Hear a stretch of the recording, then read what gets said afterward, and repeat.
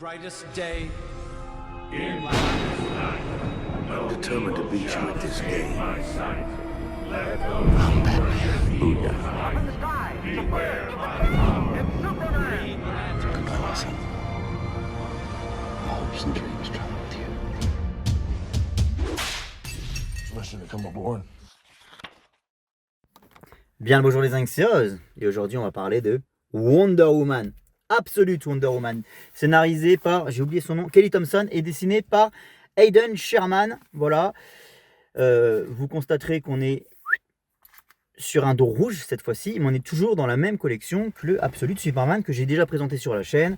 Voilà, exactement le même format, hein, 144 pages, 18,50 €. Et ce qui fait plaisir, c'est la typographie du titre qui change, parce que du coup, quand on va mettre les bouquins l'un à côté de l'autre dans la collection, ça va en jeter, quoi.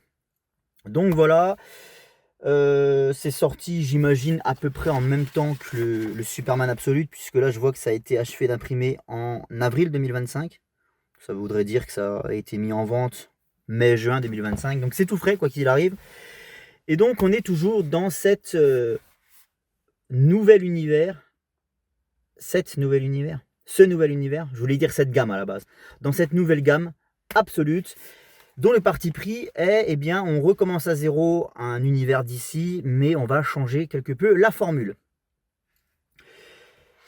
Je vais spoiler très rapidement dans cette vidéo parce qu'en fait, à partir du moment où on résume ce genre d'univers alternatif, eh ben, on est déjà dans le spoil parce qu'en fait, le simple fait de révéler le contexte, c'est du spoil.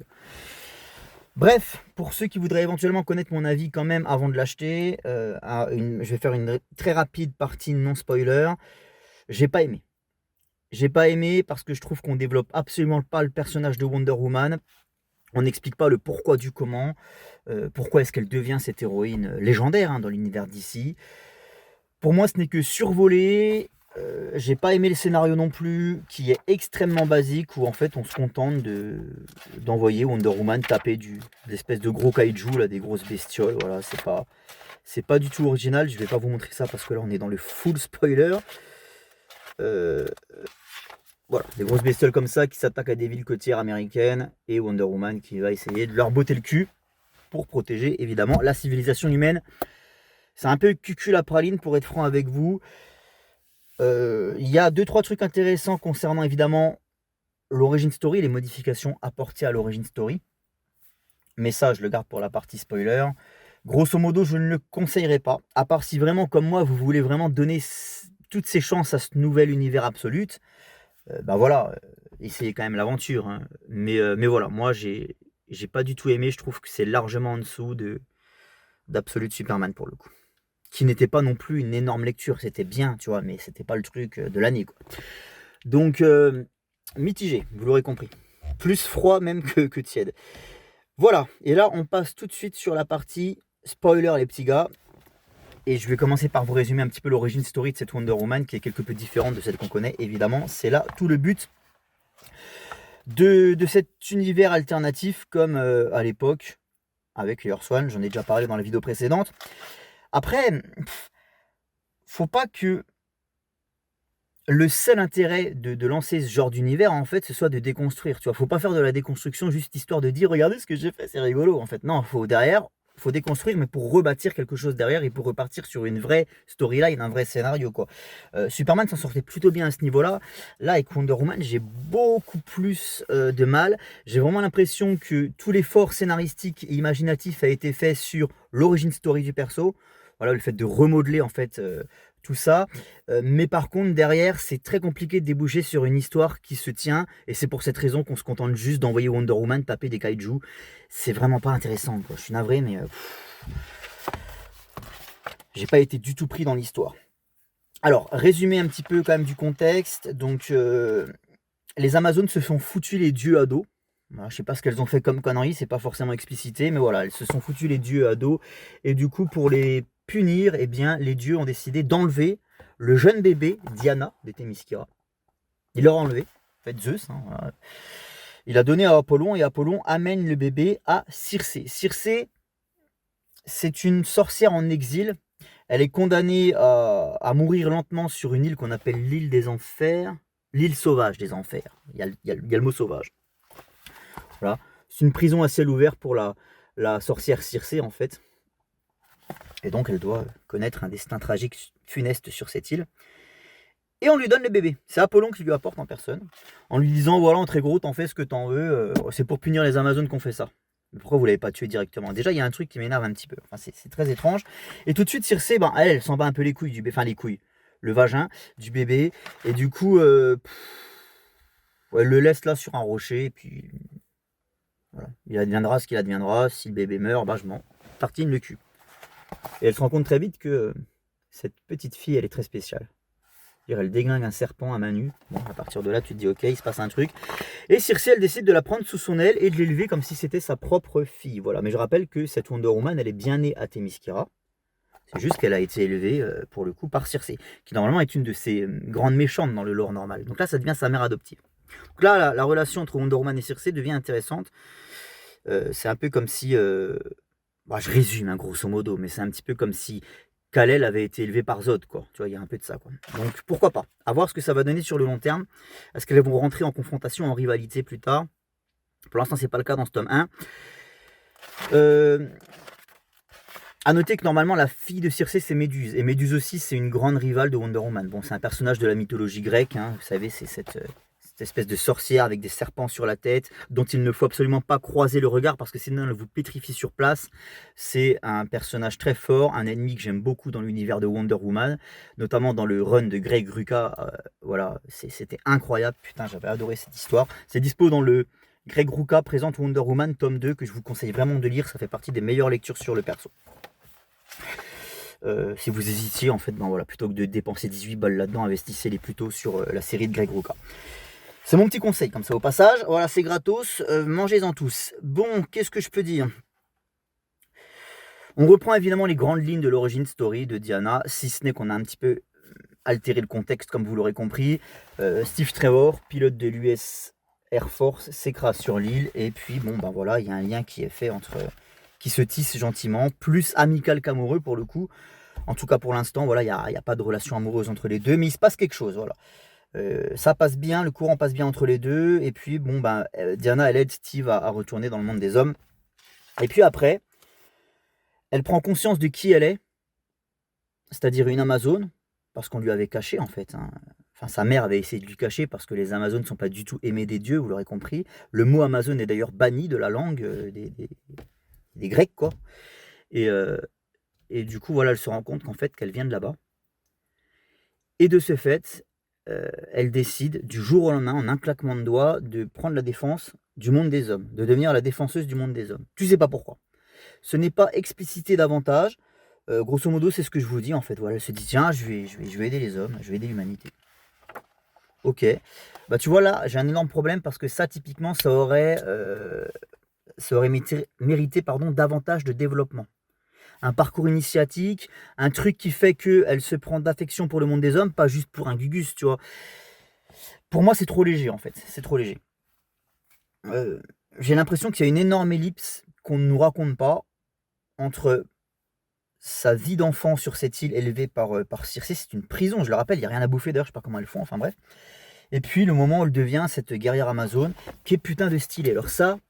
je vais pas leur enlever, leur Wonder Woman, elle est stylée, bordel de merde, je la kiffe. Vraiment. Je vais revenir sur les dessins après parce qu'il y a aussi des choses qui me chagrinent à ce niveau-là. Regardez, si je vous montre cette cover là. Alors elle n'est pas du dessinateur du bouquin, parce que là on était sur Aidan Sherman, mais là je vais vous montrer une cover signée Dan Panosian qui est disponible dans la galerie des couvertures alternatives que vous avez en bonus à la fin du bouquin. Regardez-moi ça, c'est à tomber par terre les petits gars. On est sur une pochette d'ACDC là. Tu sais, j'ai l'impression d'avoir un vinyle de rock ou de métal des années 90 là. Regardez-moi ça. Bim, comme elle envoie, putain. Comme dirait Bob Lennon, elle est métal cette Wonder Woman.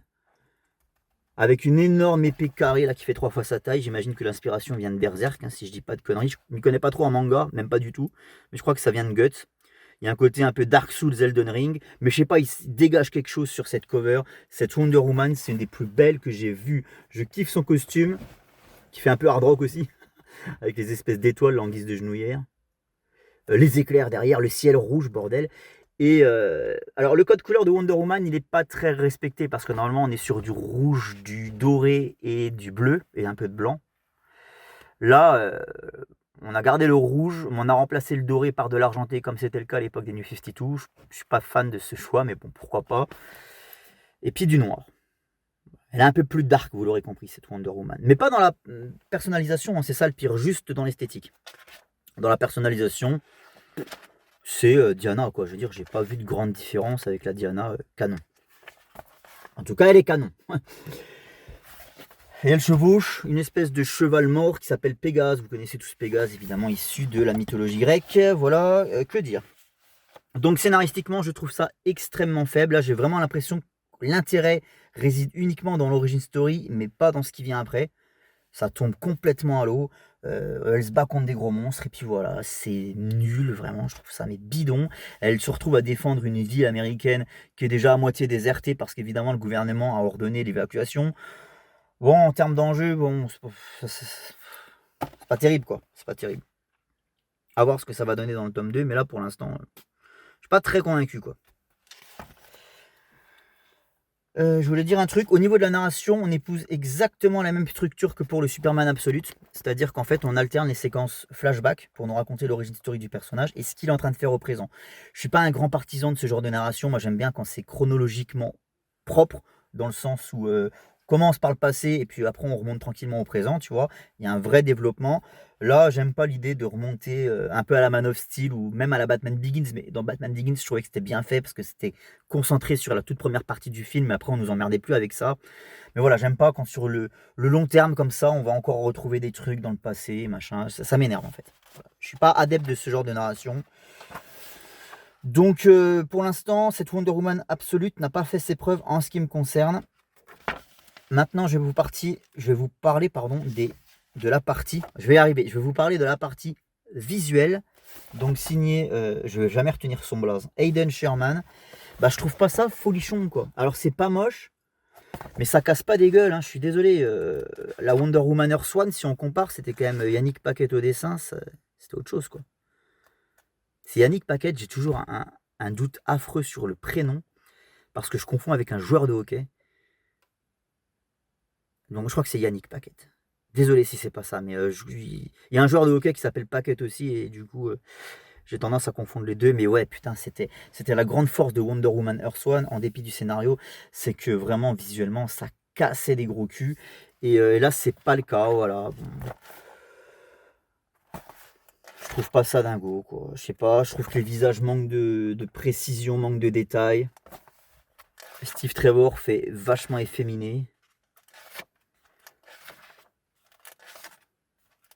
Je vais essayer de vous le trouver d'ailleurs. Et puis il y a un truc qui me débecte, je vais en parler juste après. Après, c'est pas vraiment un défaut, c'est plutôt moi qui pinaille quoi. Alors je vais déjà juste essayer de vous trouver Steve Trevor. Il est là. Putain. Il est là. Mais t'es où connard putain. Voilà. Fait pas vraiment bonhomme si vous voyez ce que je veux dire. Alors il y a un truc qui me débecte, je sais pas si vous l'avez remarqué en fait, avec toutes les pages que je vous montre là, c'est qu'on est toujours plongé dans une ambiance assez dark, c'est sombre en fait, c'est-à-dire que c'est sombre, c'est terne, on est toujours dans des lueurs un peu rougeâtres, c'est marron, c'est gris, on est sur du bleu foncé, de temps en temps il y a 2-3 éclairs jaunes, tu vois, mais ça manque globalement, je trouve, de vivacité, ça manque de couleurs qui pètent, c'est toujours très, très glauque, je trouve. Tristoun, vous voyez, toujours cette ambiance un peu bleutée là, à la Man of Steel. C'est justifié par le scénario, parce qu'en très gros, ce qu'il faut retenir, c'est que cette Wonder Woman, elle ne vient pas du paradis de Themyscira. Enfin, elle est née sur l'île du paradis, Themyscira. Et généralement, Themyscira, vous savez, c'est toujours représenté comme un truc hyper verdoyant. C'est beau, le ciel est bleu. Il y a les pins verts sur le côté. Il y a des statues blanches.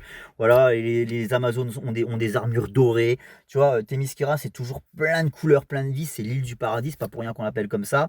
Et là, en fait, on a voulu prendre le contre-pied de ça. Et là, en fait, elle naît sur une île où, à l'inverse de Themyscira, il n'y a personne à part sa mère adoptive. Enfin, elle n'est pas sur l'île, mais vous m'avez compris. Elle est élevée sur une île, elle grandit sur une île toute petite, à l'inverse de Themyscira, qui est quand même assez balèze, où il n'y a personne, à l'inverse de Themyscira, où il y a toute une tribu, tout un peuple. Voilà, et puis c'est plongé une fois de plus dans la morosité. C'est triste, quoi. Ça s'appelle l'île des enfers, donc tu imagines bien que tu vas pas pour faire des parties crêpes, quoi. Voilà. Vous voyez, on est à l'inverse total de Themyscira pour le coup. Donc c'est pour ça, en fait, cette Wonder Woman, grosso modo, elle vient des enfers et pas du paradis. C'est pour ça qu'on a toujours une ambiance très, très triste, une ambiance, comment dire, très sinistre, quoi. Vous voyez, je prends n'importe quelle page, on est toujours dans... Putain, mais allumez la lumière, bordel de merde, vous êtes chez vous, là. Ah oui, tiens, d'ailleurs, ça tombe bien que je tombe sur cette double page, parce que... un truc qui est intéressant, c'est qu'étant donné qu'elle est élevée, éduquée par une sorcière, et ben forcément, elle va apprendre des tips, notamment au niveau de la magie. Alors ça peut devenir un problème, et je vais vous dire ça juste après. Mais aussi au niveau de l'alchimie. C'est-à-dire que là, on la voit concocter, je sais plus trop quoi, mais elle va demander des plantes, elle va faire un mélange, un assortiment de plantes et tout, diverses et variées, pour concocter, on imagine une potion. Je sais plus trop ce qu'elle branle. Mais voilà, l'idée c'est qu'elle a ce côté un peu alchimiste, magicienne, sorcière, quoi. Voilà, ce côté sorcière que n'a pas la Wonder Woman canon, c'est parce qu'elle est élevée par une sorcière, ça tombe bien. Par contre, là où ça m'emmerde, c'est tout le côté magie. Et ça, je vous l'ai déjà dit sur la chaîne, généralement, moi, la magie, ça me casse les couilles parce que je sais jamais où sont situées les limites des personnages. Et je prends toujours l'exemple de Constantine. Si je vous demande de me citer les limites de Constantine, personne ne saura me dire quelles elles sont. Superman, c'est pareil, on va me dire, Superman, quelles sont ses limites, ça va dépendre du scénariste. Je suis d'accord, mais si tu prends la version canon du perso, tu sais qu'il peut tirer des rayons laser et pas du feu avec son... Il n'a pas un souffle qui crache du feu, tu vois. Il n'a pas des rayons laser qui projettent de la glace. Tu vois, c'est ça que je veux dire en fait. Et avec les personnages magiques, on ne sait jamais ce qu'ils sont censés pouvoir faire, et c'est ça qui fait que je les aime pas. Zatanna, elle peut faire ce qu'elle veut à partir du moment où elle prononce une phrase en verlan, la meuf. Et moi, j'ai du mal à m'investir dans ce genre de perso parce que je connais pas leurs limites. Donc je sais pas à quel moment elle fait un truc qu'elle n'est pas censée faire, à quel moment elle se surpasse. Et moi, ce que je recherche quand je lis du super-héros, c'est le moment, le petit déclic, où ils vont devoir se surpasser pour battre le méchant. Mais un magicien, je sais pas quand il se surpasse, quand il sort le dos du cul, tu vois. Ça, c'est vraiment un souci, quoi. Autre petit truc qui m'a chagriné, je sais bien qu'on est sur un nouveau modelage de Wonder Woman, ok, pourquoi pas. Et alors, on m'explique pas grand-chose. Ça m'énerve, comme je l'ai dit au tout début là. Pourquoi est-ce qu'elle devient cette protectrice du monde des hommes? Ça manque de développement à ce niveau-là.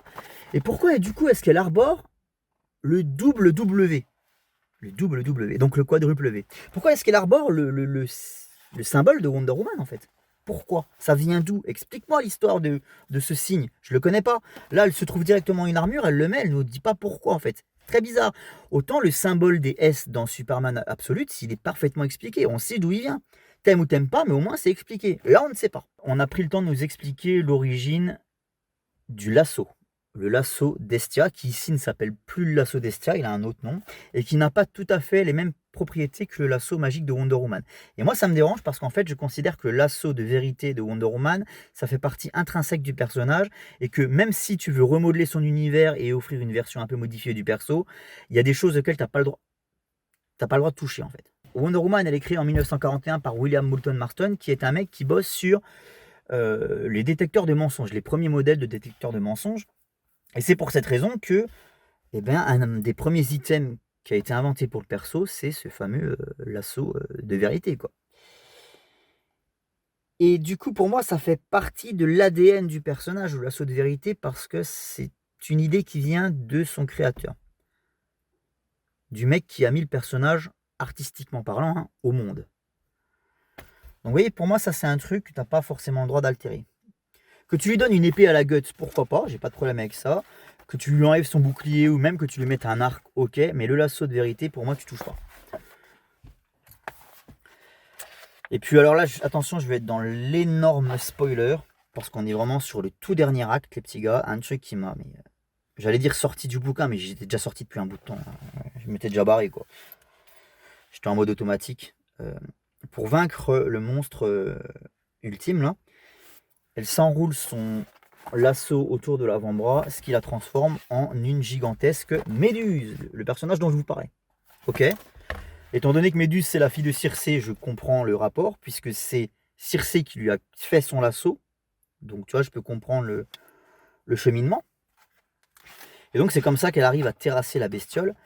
Et puis du coup, bon bah là on se retrouve avec un problème encore plus énorme sur les bras. Là on se retrouve avec une méduse qui fait 25 mètres de haut. Alors c'est Wonder Woman qui a été transformée, mais du coup elle a perdu conscience. Et ça peut être encore plus problématique, tu vois. C'est-à-dire que le danger, en fait, il a encore monté d'un cran. Et Steve Trevor décide, tout héros qu'il est, eh bien, d'aller confronter cette Wonder Woman maléfique. Et d'un simple contact, il la ramène à la raison et tout rentrait dans l'ordre. Ça se passe en 2 pages, les gars. En 2 pages. Moi, je pensais vraiment qu'on allait limite développer encore un épisode sur le fait que ben voilà, Diana elle est transformée en une créature encore plus dangereuse que celle qu'elle vient de faire tomber. Et comment ça va se passer, quoi. Et non, là, juste un petit claquement de doigts de Steve Trevor et puis tout rentre dans l'ordre. C'est hyper facile, ça va beaucoup trop vite. Enfin, non, c'est un peu nasouillé, quoi. Je suis désolé, mais pas terrible. Sachant que le combat en question, en plus, juste avant, je sais pas, j'ai pas l'impression que elle ait rencontré énormément de résistance. J'ai pas l'impression qu'elle vient de surmonter un défi hors norme. C'était assez simple pour elle, quoi. J'ai pas eu un personnage qu'on chie, en fait, et ça, j'ai toujours du mal. Surtout que là, on est sur des récits origin story, donc à un moment donné, il faut qu'ils rencontrent une vraie épreuve qui va contribuer à les forger. Pour l'instant, Absolute Superman, j'ai trouvé ça sympa. Ok. Absolute Wonder Woman, j'ai trouvé ça mauvais. Ça fait déjà un perso sur 2. J'ai le Batman qui m'attend, là. Donc si ça foire avec Batman, honnêtement, je sais pas si je vais continuer, parce que ça voudrait dire que sur la Trinité, il y a déjà 2 persos qui m'intéressent pas, quoi. Donc là, ça commencerait très très très mal pour moi. C'est dommage parce que moi j'ai vraiment envie d'y croire à cet univers absolute. D'avoir un truc comme ça, de recommencer à zéro, moi c'est vraiment ce que j'attendais. En plus cette Wonder Woman, putain je suis désolé, mais elle est tellement stylée quoi. Avec ses tatouages et tout, putain elle envoie. Mais voilà, il en fallait un peu plus que d'avoir une belle Wonder Woman. Il fallait me raconter un truc, pas se contenter de juste modifier un peu son origin story à droite à gauche. Fallait vraiment derrière déboucher sur un truc, développer le personnage et déboucher sur un arc intéressant à suivre, ce qui n'est pas le cas, je suis désolé. Voilà. Bref, je pense avoir tout dit. Ciao les zingues, et puis la prochaine vidéo, ce sera pour le Absolute Batman.